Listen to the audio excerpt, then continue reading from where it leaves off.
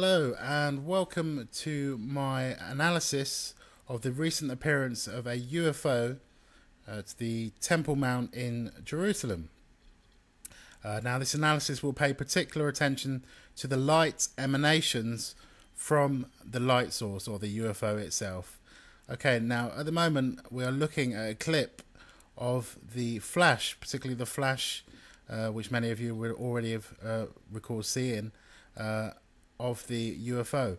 Now I've slowed it down. What I'd like you to do is pay close attention to the reflective properties emanating in and around the light source. You'll see that they are very consistent. If you look particularly at the buildings and in particular the temple itself, you will see that everything is very consistent. The amplification and the reflection of the light source is consistent with the amplitude of the light source and the flash. Now I'd like you to focus your eyes on the temple, the round temple dome. You'll see that the increase in brightness reflects the increase in brightness of the light source or the flash. Okay, now I'm going to slow it down even further, frame by frame. Now, again, I want you to look at the temple and you'll see that it does indeed reflect the light source's reflection according to the amplitude.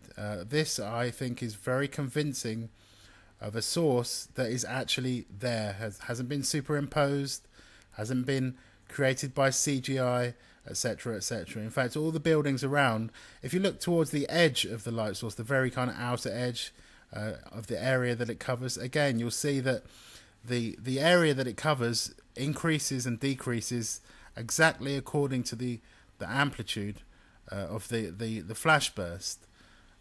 So now we're going to again slow down the frame rate and look at the departure of I'll refer to it as the Angel of Jerusalem. Now again, I want you to look at the mount or the dome as a frame of reference.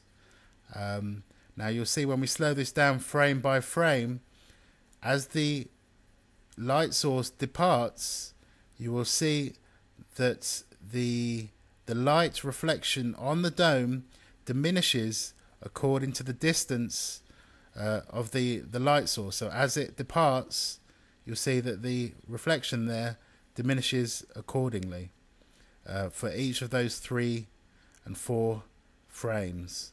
You'll see the lights slowly diminish, not only from the dome but from the surrounding area accordingly. Okay, now we're going to take a closer look at the light source itself. Now using editing software, I've enhanced the original footage to clearer show the fluctuations or the flame-like emanations from the light source. Now in my opinion, to create this frame by frame, this kind of flame effect, if you look very closely at the kind of wing-like aspect of the source, you'll see the little triangulations, the little fluctuations. Now to create that using, say, a computer would be very, very difficult. It would take an awfully lot of time. Now that appears as though it is random in nature, and just much like you'd see from a fire or a flame. Each frame you'll see has the various kind of different frequencies, if you like, or patterns emanating from it. To do that pixel for pixel, frame for frame, creating that randomness, so to speak, would be very difficult, if at all possible, indeed. So this is why I'm of the opinion that this is a genuine light source that is appearing over the Temple Mount itself. Now I'm going to slow down the frame by frame, and we're going to see now the departure. As that goes up, you'll see the light source from the temple again there, the dome. You'll see how it reflects the departure of the light source itself.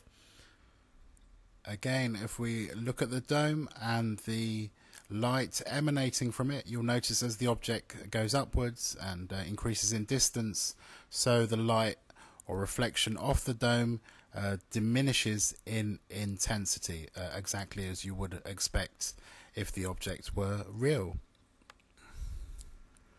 So, ladies and gentlemen, I hope you enjoyed that analysis, and that's given you a bit more information to go on. I'm now going to leave you with some HD footage that's been edited on software to bring out the sharpest picture, and let you make your own mind up. Enjoy.